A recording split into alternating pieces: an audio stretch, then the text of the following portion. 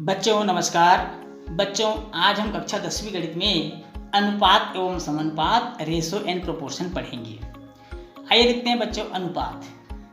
अनुपात दो सजातीय राशियों की तुलना को कहते हैं। इसका व्यावहारिक उपयोग कहाँ कहाँ है बच्चों?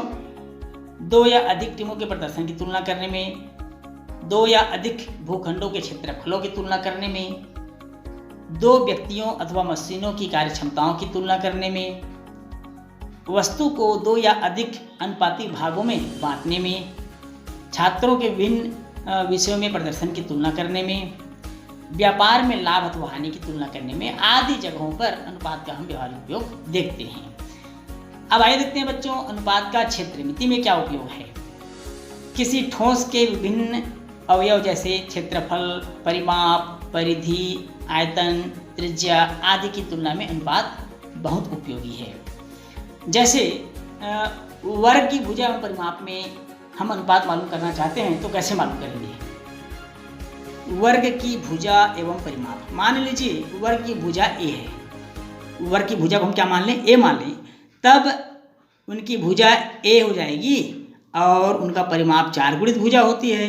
अब यहाँ ए और ए कट गया, 1:4, तो ये इनका अनुपात हो गया वर्ग की भुजा एवं परिमाप में। इस प्रकार इसे हम कहते हैं अनुपात। और ये अनुपात का चिन्ह है बच्चों, 2 डाट लगा दीजिए, अनुपात का चिन्ह हो जाएगा। अब बेलन का वक्रपृष्ठ संपूर्ण पृष्ठ का अनुपात अगर पूछा जाए तो बेलन का वक्रपृष्ठ होता है 2πrh और संपूर्ण पृष्ठ होता है 2πrh+r। इसमें हम तुलना करेंगे, देखें क्या क्या कट रहा है। ऊपर नीचे पाई कट गया, 2 कट गया, r भी कट गया, ऊपर h बचा है, नीचे में h+r बचा है, अर्थात h अनुपात h+r। ये बेलन के वक्रपृष्ठ एवं संपूर्ण पृष्ठ का अनुपात हो गया। किसी आकृति के परिमाप में वृद्धि प्रतिशत अगर मालूम करना हो तो हम कैसे मालूम करेंगे? किसी आकृति के परिमाप में वृद्धि प्रतिशत, तो उसके लिए हमको करना होगा परिमाप में कितनी वृद्धि हुई। तो सबसे पहले परिमाप में वृद्धि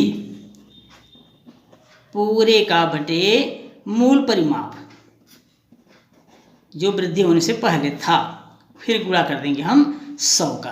तो इस तरह से हम इसको वृद्धि प्रतिशत मालूम कर लेंगे। क्षेत्रफल में अगर वृद्धि प्रतिशत पूछा जाए किसी आकृति का तो हम कैसे मालूम करेंगे?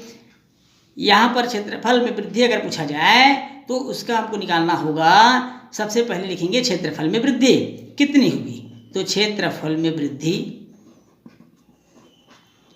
बटे मूल क्षेत्रफल, वृद्धि से पहले उसका क्षेत्रफल कितना था, गुणित 100 कर देंगे और हमको मिल जाएगा किसी आकृति के क्षेत्रफलों में वृद्धि प्रतिशत। किसी ठोस के आयतन में अगर वृद्धि प्रतिशत पूछा जाए तब उसके लिए हमको करना होगा आयतन में वृद्धि, आयतन में वृद्धि बटे मूल आयतन, वृद्धि से पहले उसका आयतन कितना था, मूल आयतन, और गुणा कर देंगे हम 100 का, तो हमको मिल जाएगा किसी ठोस के आयतन में वृद्धि प्रतिशत। तो हमने क्या क्या देखा बच्चों? सबसे पहले हमने देखा किसी आकृति के परिमाप में वृद्धि प्रतिशत, फिर हमने देखा किसी आकृति के क्षेत्रफल में वृद्धि प्रतिशत, और हमने देखा किसी ठोस के आयतन में वृद्धि प्रतिशत। ये तो हम देखें अनुपात का क्षेत्रमिति में उपयोग। अब आते हैं बच्चों वाणिज्य गणित में अनुपात का क्या उपयोग हो सकता है। वाणिज्य गणित में जैसे हमको लाभ प्रतिशत निकालना है, क्या निकालना है? लाभ प्रतिशत, प्रतिशत लाभ, लाभ प्रतिशत हमको निकालना है, तो लाभ बटे लागत मूल्य, लागत मूल्य और गुणा कर देंगे हम 100 का, तो हमको मिल जाएगा लाभ प्रतिशत। ये वाणिज्य गणित में इसका प्रयोग करेंगे हम अनुपात का। अब मान लीजिए हमको हानि प्रतिशत पूछा जाए या हानि प्रतिशत मालूम करना हो, तो हानि प्रतिशत बराबर हो जाएगा हानि बटे लागत मूल्य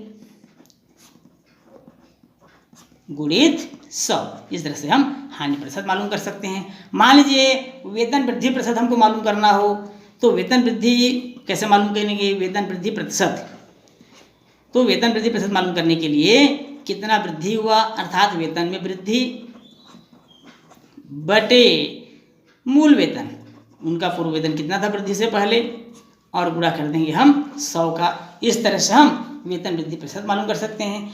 तो ये तो था वाणिज्य गणित में। वाणिज्य गणित में हमने क्या क्या देखा? लाभ का अनुपात का उपयोग, लाभ प्रतिशत मालूम करने में लाभ बटे लागत मूल्य गुणित 100, हानि प्रतिशत मालूम करने में हानि बटे लागत मूल्य गुणित 100 और वेतन वृद्धि मालूम करने में अर्थात वेतन में वृद्धि बटे मूल वेतन गुणित 100। ये तो थे अनुपात के व्यवहारिक उपयोग। अब आइए देखते हैं बच्चों समानुपात। समानुपात दो तुल्य अनुपातों में संबंध को हम समानुपात कहते हैं। यदि A अनुपात B तथा C अनुपात D दो तुल्य अनुपात हो तब हम इसे कैसे लिखेंगे, आइए देखते हैं। तब हम इसे लिखेंगे A अनुपात B समानुपात को 4 डाट से दर्शाते हैं C अनुपात D। जैसे मैंने बताया था आपको कि 2 डाट है तो अनुपात है, तो वैसे ही 4 डाट अगर हमने लिखा वो समानुपात को प्रदर्शित करता है। दो तुल्य अनुपात, पहला अनुपात A अनुपात B था और दूसरा था C अनुपात D। तो दो तुल्य अनुपात A अनुपात B और C अनुपात D जब इनके संबंध को प्रदर्शित कर रहा हो तो हम इसे कहेंगे समानुपात। क्या कहेंगे बच्चों, समानुपात। हम इसे इस प्रकार भी लिख सकते हैं, अनुपात मतलब A बटे B, समानुपात को बराबर कहते हैं और C बटे D हो जाएगा। अर्थात इसे हम इस प्रकार भी लिख सकते हैं, त्रिया गुणा करके, अर्थात AD बराबर BC भी कह सकते हैं, लिख सकते हैं।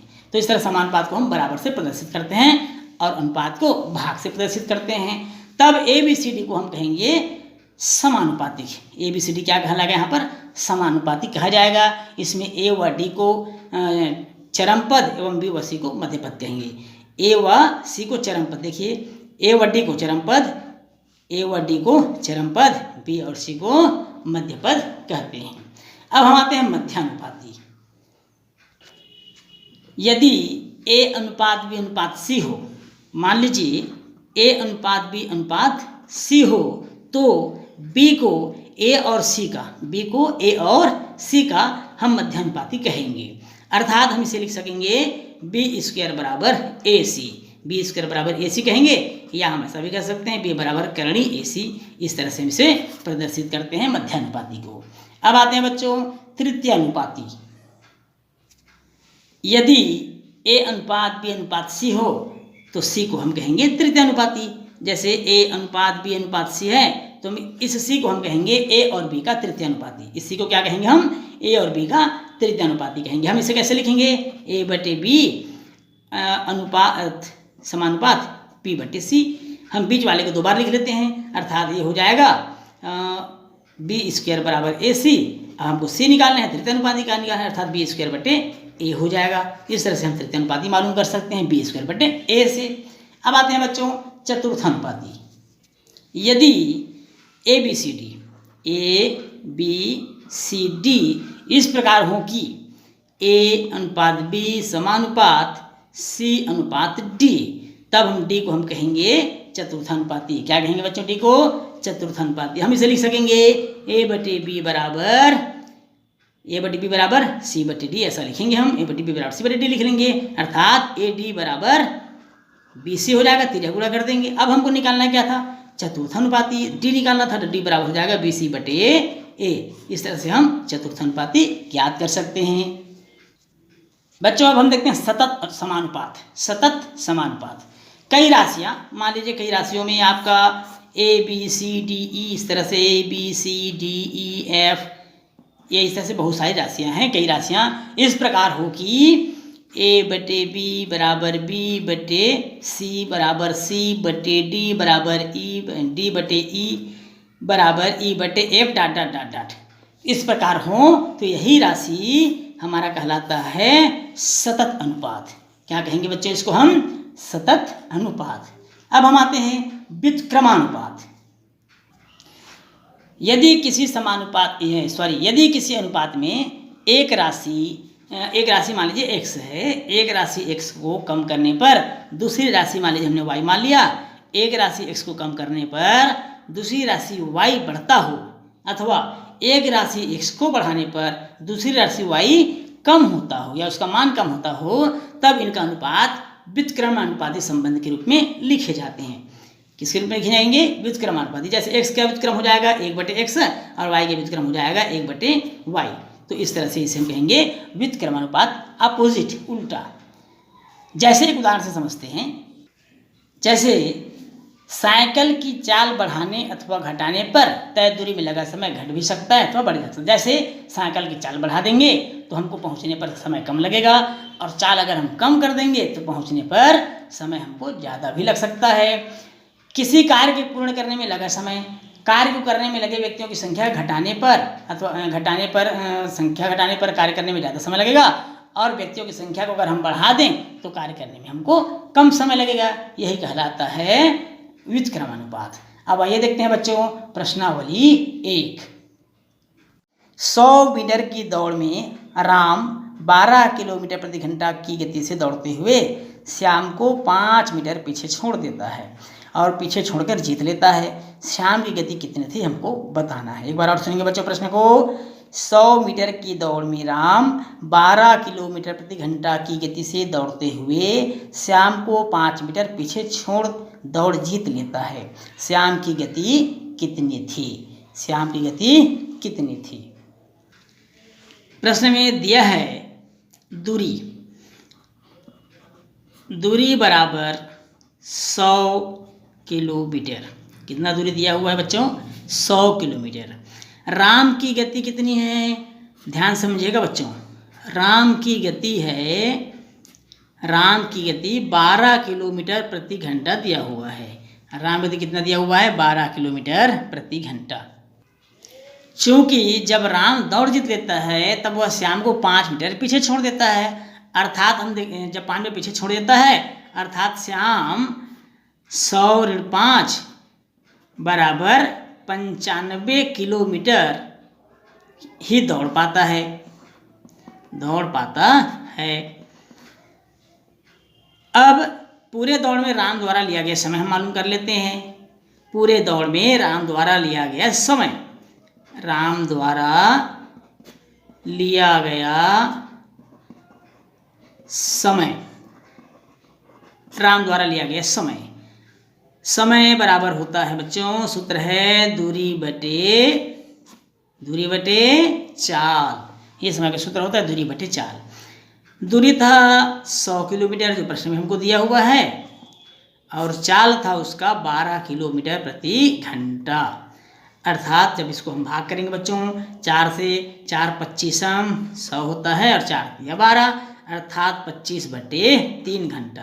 कितना मालूम हुआ हमको बच्चों समय? 25 बटे 3 घंटा। ये इस तरह से हमको 25 बटे 3 घंटा मालूम हो गया। अर्थात 25 बटे 3 घंटा में श्याम केवल 95 किलोमीटर ही दौड़ पाता है, क्योंकि वो 5 किलोमीटर पीछे रह जाता है। तो श्याम की गति, अब हम निकालेंगे श्याम की गति। श्याम की गति सूत्र वही होगा दूरी बटे समय, दूरी बटे समय। दूरी है 95 किलोमीटर, क्योंकि वो 5 किलोमीटर पीछे रह जाता है, 95 किलोमीटर, और समय 25 बटे 3 घंटा। समय कितना है? 25 बटे 3 घंटा, अर्थात 95 गुणा 3 बटे 25 हो जाएगा बच्चों। इसको 25 बटे 3 को पक्षांतर कर देंगे, अब इसे भाग देंगे।